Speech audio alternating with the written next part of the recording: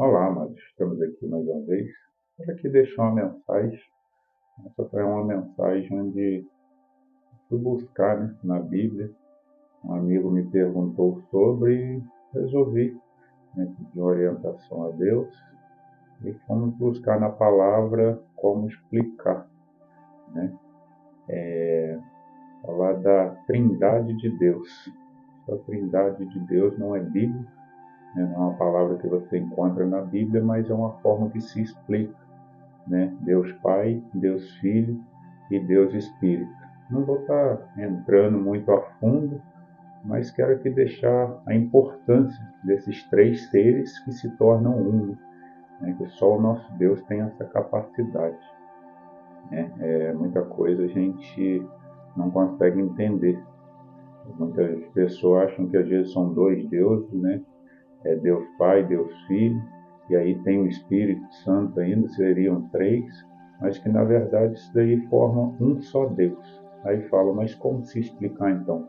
Deus nem tudo se explica, né? Deus em tudo confia. Se é a palavra dele, né? Ele quem nos criou, quem somos nós para explicar Deus, né? Não tem como. A gente comenta, a gente conversa, busca nas escrituras, né? Busca nos que entendem mais que a gente, mas ainda assim haverão dúvidas, porque não tem como a criatura falar do Criador com 100% de garantia que seja aquilo ali. Então a gente busca no que está escrito, houve algumas pessoas mais entendidas, mas mesmo assim continua a dúvida, mas o mais importante é confiar e acreditar na palavra do nosso Senhor, que essa é a toda verdadeira. Queria pedir aos amados que nos ajudar, se inscrevendo, curtindo, compartilhando, assim faz com que essas mensagens cheguem mais longe.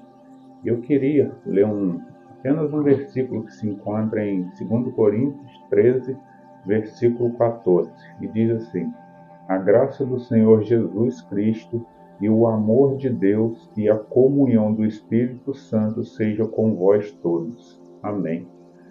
Olha que palavra, né? Aqui já está falando de Deus Pai, Deus Filho e Deus Espírito Santo, né? Que são três figuras distintas uma da outra. Se você parar para ler a Bíblia, você de vez em quando vai ter até dúvidas, achando que são três seres. Mas na verdade não são três seres, né? Isso aí é um Deus que tem essa capacidade, onde nós não conseguimos explicar. E eles têm, né, sua característica diferente. Você vai observar que Deus Pai, quem é Deus Pai? Deus Pai é o nosso Criador, né? É aquele que criou todas as coisas. Tudo que você olhar foi criação de Deus. Deus Pai, esse daí foi quem nos fez, né? Foi quem criou a terra, foi quem criou o ar, criou tudo. E aí vem o nosso Senhor Jesus, né? Que é o nosso Salvador. A missão dele foi vir, né? Vir na terra. Esse é o Deus que veio à terra para que nós tenhamos salvação, né? Para que a gente voltasse a poder ter uma oportunidade de morar com o nosso Deus.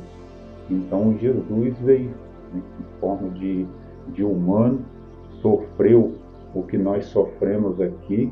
A única diferença é que ele não pecou, mas ele passou, comia como a gente, se vestia como a gente, andava como a gente, né? Então ele se fez ser humano para vir na Terra, para que a gente tivesse uma oportunidade de salvação. Ele pagou o nosso preço, né? O preço que a gente teria que pagar para a gente ter a oportunidade de ir ao céu, que na verdade isso aí é graça de Deus, né? Nós somos salvos pela graça e não pelo merecimento, que nós não somos merecedores, pois perdemos esse merecer, né, com o pecado, mas o nosso Senhor Jesus veio para que a gente tivesse vida e vida em abundância. A própria palavra dele diz, né, que ninguém vai ao Pai se não for por amor a Ele, né? Se você não crê no nosso Senhor Jesus, não acreditar que Ele é o caminho, a verdade e a vida, não tem como você ir ao céu, né? Não tem como você ir morar com o Pai, porque Jesus é o único caminho. É Ele quem veio para que a gente conseguisse chegar até o céu, né? Chegar à glória eterna, à vida eterna. Então a gente tem que acreditar nisso daí. Então Deus Pai é o Criador, né, quem criou tudo. Deus Filho é aquele quem veio para nos salvar, né, é aquele que a humanidade conseguiu ver, porque esse daí é o único que o ser humano viu em forma de Deus, né, porque foi uma pessoa, caminhou no meio daquelas outras pessoas ali no tempo dele, então as pessoas tiveram a oportunidade de ver, né, de ver os milagres dele. Então foi ali onde o Evangelho passou a crescer muito, ser reconhecido através de Jesus. E esse é o que se tornou, vamos dizer assim, humano, para que nós humanos passássemos a acreditar mais no poder de Deus, né? Na graça de Deus. Então esse é o nosso Senhor Jesus, que é, né, o Filho de Deus. E aí vamos falar do Espírito Santo. O Espírito Santo é aquele que vive no nosso meio, né?